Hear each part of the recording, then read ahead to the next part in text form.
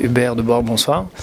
Alors, à quelques jours maintenant de la semaine des primeurs à Bordeaux, est-ce que vous pouvez nous présenter le millésime 2011? Oui, avant la grande actualité de la semaine prochaine, on va avoir beaucoup de monde qui va venir. Quelques mots sur ce millésime qui suit deux grands millésimes, 2009 et 2010, et avec un millésime qui, je crois, est un très beau millésime. On n'est pas dans l'excellence des 2009 et les 2010. Bien sûr, on est sur un millésime qui est un peu plus dans la légèreté, dans la consommation, qui sera d'ailleurs peut-être plus un millésime européen, savoureux, qui donnera du plaisir. C'est un millésime qui s'est construit autour d'une année climatologique un peu particulière, puisqu'on a eu en fait une inversion des saisons.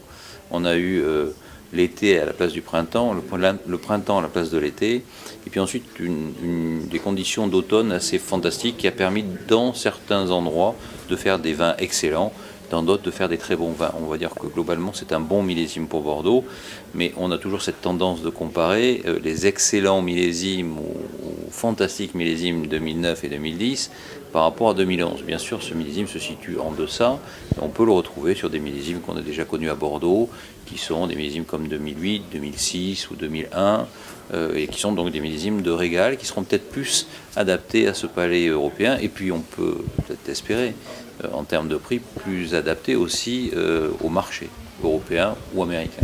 Est-ce que vous avez déjà une idée sur la stratégie de prix sur le millésime 2011 par rapport aux autres? Alors, c'est toujours un peu compliqué de répondre. En tout cas, ce qu'il y a de sûr, c'est qu'on a plusieurs facteurs qui sont devant nous. D'abord, il y a deux grands millésimes qui viennent de succéder à des prix importants, voire très importants, au moins pour les très grands crus. On parle de ceux qui sont qui correspondent un peu à l'élite bordelaise, donc des prix très importants. Reproduire les prix de millésimes qui sont dans plus que l'excellence, des millésimes qui sont des vrais millésimes d'anthologie, ça serait, je trouve, vis-à-vis du consommateur, ne pas lui donner beaucoup de crédit. Ça voudrait dire qu'on vend tous les millésimes au même prix. Donc je crois que, d'abord, il me semble que vis-à-vis des consommateurs, on se doit de faire un geste par rapport à la qualité du millésime. Ça, c'est un premier point. Deuxième point, il y a un environnement économique qui est sans doute plus compliqué que ce qu'ils ont été sur les millésimes 2009 et 2010, qui fait que je pense que Bordeaux devra avoir une inflexion des prix.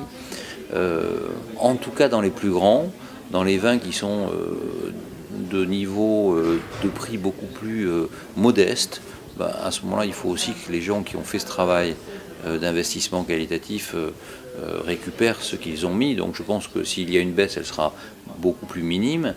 Dans la partie plus haute de l'élite bordelaise, je crois que là, il faudra qu'il y ait une baisse qui soit suffisamment importante. On a des avantages à l'ajustement, parce que l'avantage de l'ajustement, ça permet de recoller à des marchés qui nous avaient un peu quittés.